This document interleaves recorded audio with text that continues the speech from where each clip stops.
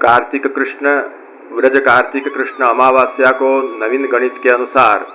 शाम को 4:43 पर ग्रहण का स्पर्श होगा, 5:39 पर मध्य होगा और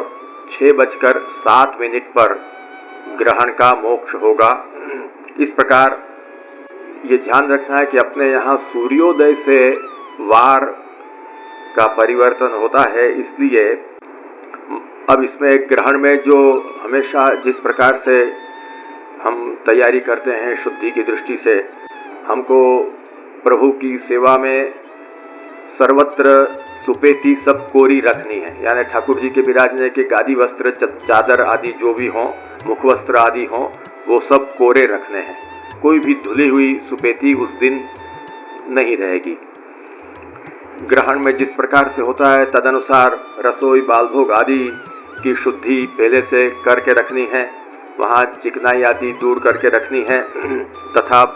पात्रों की शुद्धि भी अच्छी तरह से करके रखनी है। माने अमावस्या के दिन सुबह यथा समय प्रभु को जगाकर और श्रृंगार आदि अर्पण करके और नित्यवत राजभोग, जैसे रोज हम सकड़ी भोग धरते हैं उस प्रकार से प्रभु को भोग धरा जाएगा। जो वैष्णव सकड़ी भोग नहीं धरते हैं वो जिस प्रकार से भी प्रतिदिन सेवा में जो भोग धरते हैं, अनसकड़ी आदि जो भी दूधगर आदि, वो राजभोग के भाव से भोग धरें। और जो लोग सकड़ी भोग धरते हैं उनको ये खास ध्यान रखना है कि श्री ठाकुर जी का प्रसादी जो सकड़ी भोग राजभोग का होगा वो हम लोग ग्रहण नहीं कर पाएंगे, वो जो है वो गायों में जाएगा। श्री ठाकुर जी का प्रसादी जो प्रसाद है उसमें से जो असमर्थ लोग हैं, यानी कि जो छोटे बच्चे, बालिकाएं, वृद्ध और रोगी अशक्त जन जो हैं वो 1:31 दोपहर को 1:31 के पूर्व तक प्रसाद ले सकेंगे और समर्थ जन तब तक जलपान भी कर सकेंगे, परंतु हम लोग ग्रहण नहीं कर पाएंगे। इसलिए जो राजभोग की जो सकड़ी है वो गायों में जाती है। आज राजभोग कुछ जल्दी करने होंगे। मंगलवार के दिन राजभोग का क्रम जल्दी करके दोपहर का अनुसार प्रभु को कराया जाए और दोपहर को करीब 1:30-2 बजे के समय पर प्रभु को उत्थापन करा करके और जिस प्रकार से नित्यवत मेवा आदि जो कुछ आता है वो ग्रहण के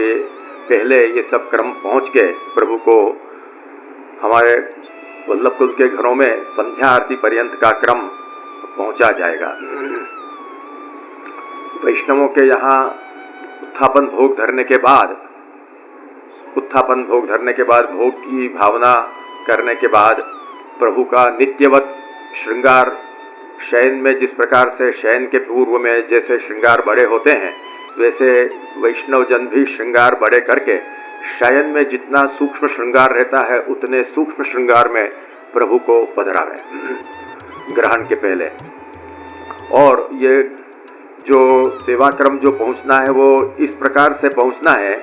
कि ग्रहण लगने के पहले श्री ठाकुर जी यह सूक्ष्म श्रृंगार धर के हम श्री ठाकुर जी को विराजमान कर पाएं,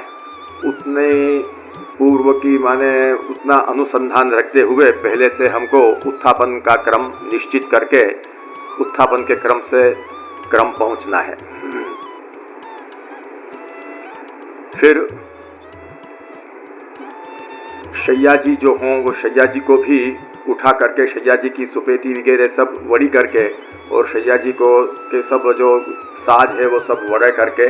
और शैया जी को खड़ी करके वो उसी के ऊपर सब रख करके और उसको ढांक दिया जाए। शैया जी के ऊपर भी चोरसा वगैरह ढांक देना चाहिए उठा करके उत्थापन के बाद में। और मंदिर की जो मथनी वगैरह हैं वो सब भी निकाल देनी चाहिए। ग्रहण में संकल्प वगैरह होता है, इसलिए एक अलग से लोटी और अक्षत आदि अलग से पहले से ही ग्रहण के मध्य में जो संकल्प होता है उसके लिए अलग से पधरा दिया जाए।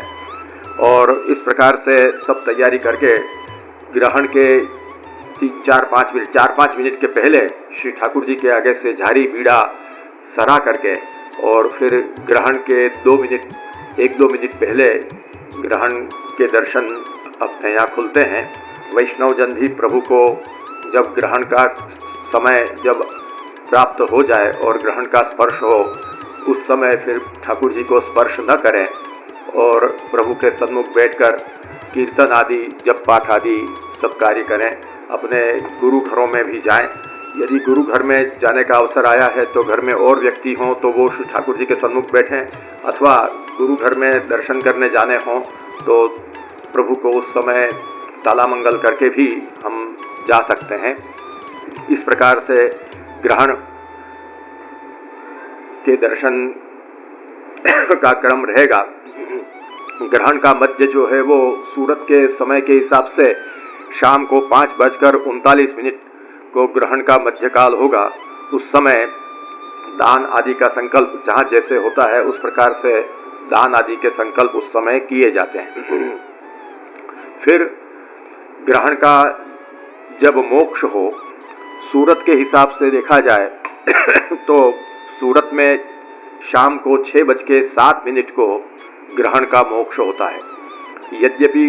यह जो ग्रहण का मोक्ष होगा वह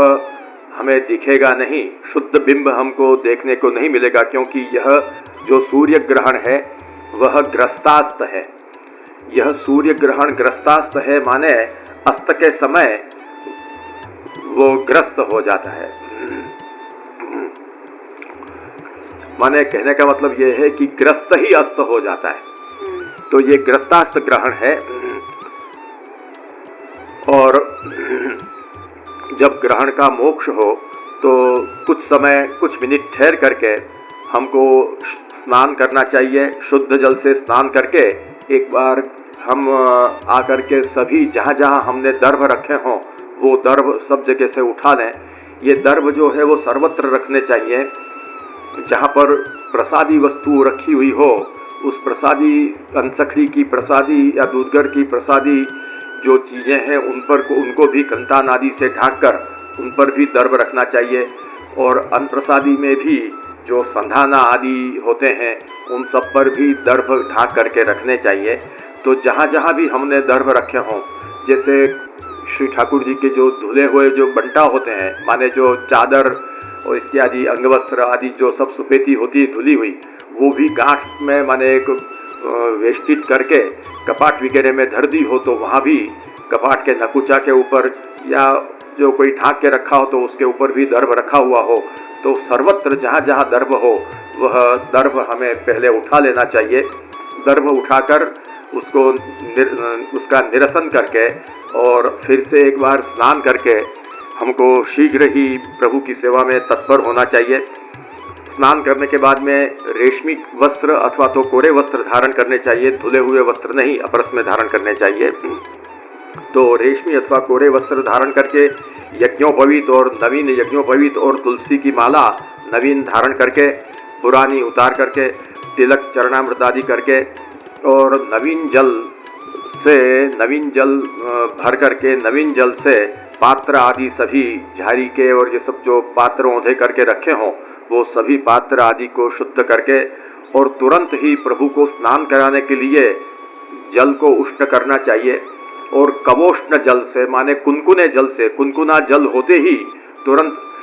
स्नान की तैयारी करके श्री ठाकुर जी के लिए स्नान का थाला पीढ़ा आदि पधरा करके अंगवस्त्र तो वो ही जो भले धुले हों,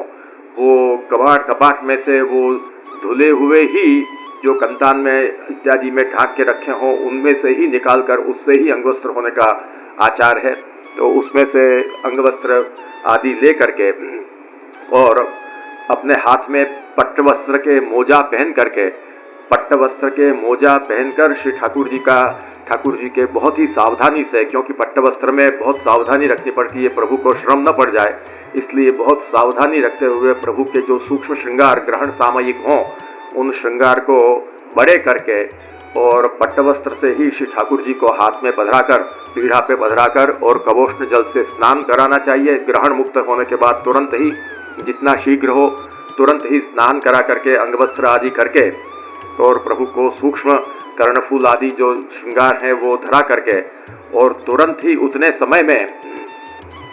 ही समय में जो शुद्ध जल लाए हों वो शुद्ध जल से झारी इत्यादि खासा करके नेवरा आदि चढ़ा करके तुरंत ही पहले शुद्ध जल से प्रभु के सन्मुख झारी भर के पधरानी चाहिए और तुरंत ही शीघ्रातिशीघ्र परिश्रम भोग सिद्ध करने का प्रयास करके और तुरंत ही प्रभु को परिश्रम भोग धरना चाहिए। परिश्रम भोग धरने के बाद परिश्रम भोग सरा करके जो शयन के हिसाब से जितना श्रृंगार रहता है वही श्रृंगार में प्रभु विराजेंगे और फिर यह ग्रस्तास्त ग्रहण होने के कारण जहाँ तक शुद्ध बिंब फिर से दूसरे दिन, क्योंकि जो ग्रहण काल में ही सूर्य अस्त हो जाने के कारण ग्रहण मुक्त सूर्य बिंब के दर्शन हम नहीं कर पाए हैं, इसलिए जब तक शुद्ध बिंब का दर्शन नहीं किया जाए तब तक शुद्धि नहीं मानी जाती है। इसलिए दूसरे दिन सूर्योदय के बाद शुद्ध जल ला करके राजभोग आदि धरे जाएंगे उससे सिद्ध करके। इसलिए आज ग्रहण के दिन ग्रहण मुक्त होने के बाद जो भी जल लाए हैं उससे झारी इत्यादि सब व्यवहार करके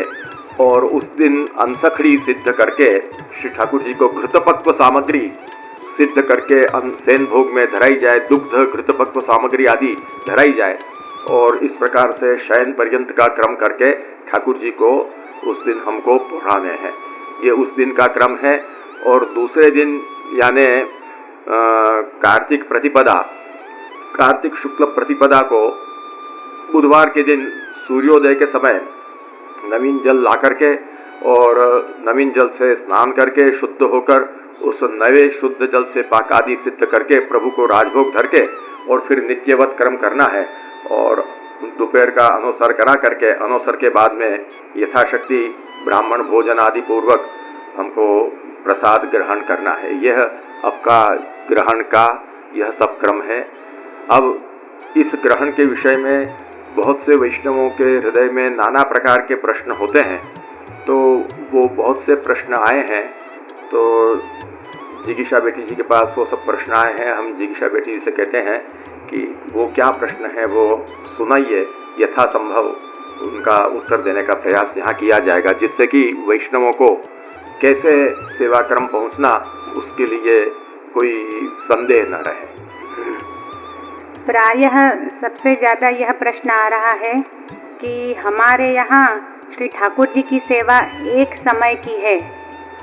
तो ग्रहण के समय तो हमारे श्री ठाकुर जी पौढ़ चुके होंगे,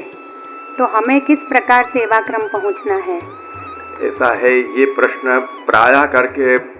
हमारे वैष्णव जनों के लिए यह प्रश्न आना स्वाभाविक है, क्योंकि उनका सेवा क्रम सुबह ही हो जाता है। तो